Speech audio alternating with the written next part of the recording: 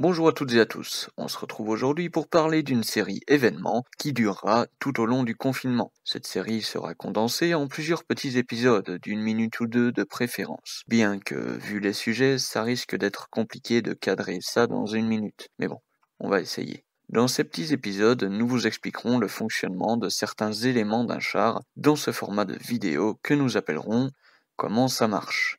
Alors oui, ce nom de série a déjà été pris, mais nous n'allons pas faire des comment ça marche dans le même domaine. Sur ce, trêve de bavardage, on lance le premier épisode.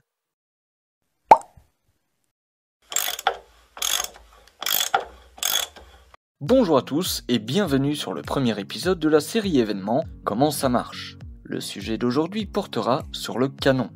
Pour les plus passionnés d'entre vous, cela peut paraître idiot de parler de ça et ça peut vous paraître totalement logique. Mais il y a certaines personnes qui se le demandent. Pourquoi le canon d'un char recule quand il tire ? Eh bien, c'est relativement simple.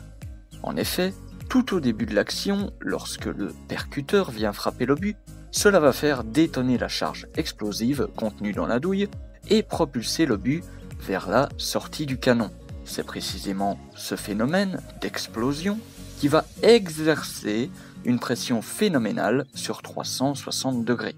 La forme tubulaire du canon contient l'explosion pour concentrer sa poussée sur uniquement deux axes. Le premier axe est celui qui mène vers la sortie du canon, dont la pression va éjecter l'obus. Et l'autre, bloqué par la culasse, va tout de même exercer sa pression sur cette dernière. De plus, l'énergie qui propulse l'obus durant tout son trajet dans le tube, va également exercer une pression vers l'arrière. Prenons un exemple très simple, si par exemple vous voulez sauter, eh bien il va vous falloir exercer une pression sur le sol, qui est ici représentée par la culasse, pour pouvoir monter.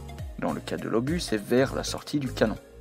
Pour amortir le choc délivré par l'énergie du recul, les canons sont équipés d'amortisseurs, qui vont laisser reculer le canon de quelques centimètres pour éviter un choc trop brutal, qui, au long terme, pourrait faire casser les affûts, ce qui aurait pour effet d'envoyer le canon directement dans la nuque de tourelle. Et c'est ce phénomène qui a pour effet de faire reculer le canon lors du tir.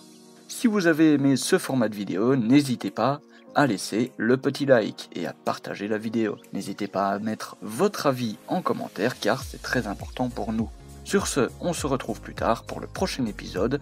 Restez chez vous et prenez soin de vous. Bye bye.